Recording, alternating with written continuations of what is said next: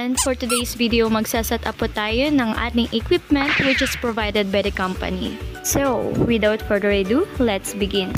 Nung i-deliver nga pala ito sa akin, tumawag sila sa akin mga around 1 PM, then dumating siya 11 to 12 midnight. Bali, ito na po yung isang set na dumating sa akin, yung monitor nakalagay siya sa box, at yung CPU, keyboard, at mouse, nakalagay lang po siya sa plastic. Of course, first of all guys, kailangan muna nating linisan yung paligid ng ating paglalagyan kasi maraming daga at maraming ipis na paikot-ikot, baka ngat-ngatin yung ating mga wire, mag-malfunction gani ang ating mga gamit. Mayari tayo sa ating company ba.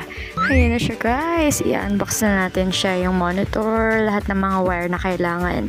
Medyo nakakalito kasi hindi naman ako ganun kateki, hindi naman ako gumraduate ng IT, so kung saan siya kakasya, doon na lang natin siya ipapasok. Bahala na, kanya-kanyang explore na to guys. Okay, let's see. Ito nga pala yung pinaka-stand ng monitor natin na ikakabit natin sa likuran niya. Ayan, hinanap ko lang yung kaparehas niya na shape, so kumagat naman.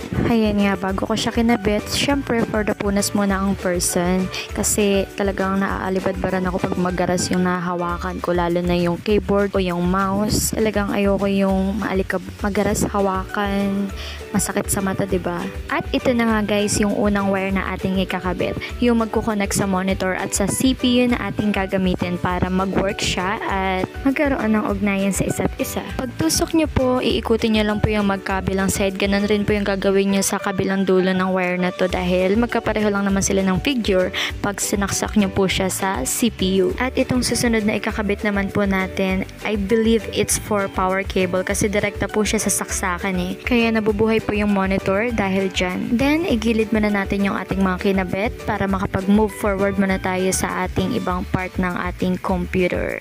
Here we go guys, bubuksan na po natin ang ating plastic na mahiwaga. Ready na ba ang lahat? Okay, ito po ang ating una nakuha, ang headset, LAN cable, keyboard, CPU at webcam. Ang tatak po ng ating CPU ay Dell at ang ating monitor ay Acer. Kaya bahala na si Batman. Napakaraming butas po na ito. Kung ano pong kakasya sa butas, yun na lang po.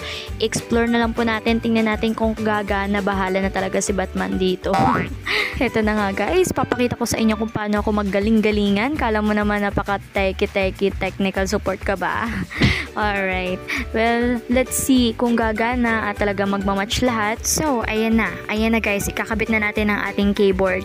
Ang wire po na ito ng headset at ng mouse ay isa lamang po ang dulo. Magkakapareho po yan, kaya wag po kayong malilito.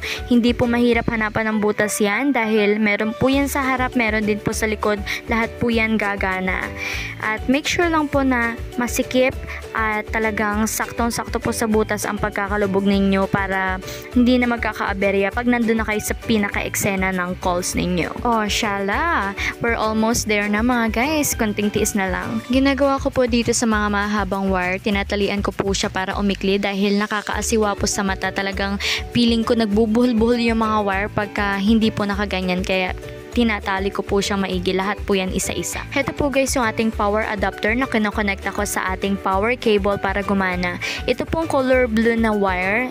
Yan po yung tinatawag nating LAN cable para sa ating internet, which is kinoconnect ako sa Wi-Fi modem at yung kabilang side is sa likod ng CPU. Yan po yung ginagamit natin para mag-work po lahat ng mga access natin at mga tools na ginagamit natin sa ating pagtatrabaho. Ito po yung webcam na kinabit ko sa monitor para in case may meeting or whatever, makita yung aking kagandahan. Charis. Syempre, kasama na yun. Going back guys, ito pa rin ako, naglilinis pa rin ako ng ating AVR, kayo na bahala mag-decide ko ng tawag niyo dyan. Okay, titas po natin kung gagana na po siya lahat ng ating mga pinagsasaksak dyan, kung talagang effective itong pinaggagawa natin. Okay, pagkapindot po natin ang ating AVR at umilaw po yan, ready to go na tayo. Pindutin na rin po natin ang ating CPU. Pag umilaw ang ating CPU, at iilaw na rin po ang ating monitor. Ayan po, maghihintay lang po tayo ng ilang minuto at gagana na po yan. By the way guys, isi-share ko lang po pala yung ating keyboard set with mouse na talagang napakaastig lalo na sa gabi sa mga ating mga bossing at madam na mahilig sa madilim dyan. I-avail nyo na po ito. Available po ito sa ating ating TikTok. Sa mga gusto pong mag-avail, open nyo lang po ang inyong TikTok application. Then, isearch po ang Online Mega Shop PH or Christine00. Pagbukas nyo pa lang po ng account guys, scroll down lang po kayo ng very light. May kita nyo na po yan dyan. Since na-setup na po natin ang kailangan nating i-setup guys, ngayon po mag-i-speed test tayo para malaman natin kung kaya ba ng network natin tong ating gagawin. So, kung work from home agent ka, kailangan may 50 to 100 Mbps ka.